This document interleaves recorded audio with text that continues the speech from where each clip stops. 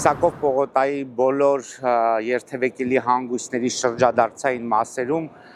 ավելացնում ենք նոր կանաչ հատվածներ։ Միայն այսօր Իսակով Պողոտայում կտնկվի շուրջ 500 ծառ եւ մի քանի 100 թփատեսակներ,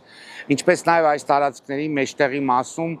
կլինեն այսպես կանաչապատ կղզյակներ եւ մենք առաջի անգամ օգտագործելու ենք մայրի տեսակի ծառատեսակը։ Անցած շաբաթ օրվանից մինչեւ այս շաբաթ Երևան քաղաքում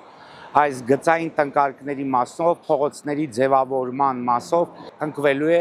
1000-ից ավելի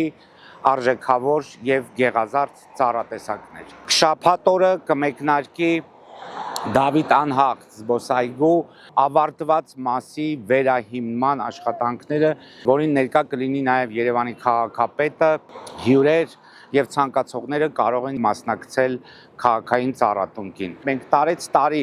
բարձրացնում ենք մեր աշխատանքների նշաձողը, նման տեմպերը անհրաժեշտ է պահել, որպեսզի լրացնենք այն 25 տարիների ոչինչ չարված աշխատանքը, որպեսզի Երևանի կանաչ ֆոնդը ավելացնենք, գեղեցկացնենք եւ դարձնենք հրապուրիչ եւ հարմարավետ Երևան քաղաքը մեր երևանցիների եւ Երևանի հյուրերի համար։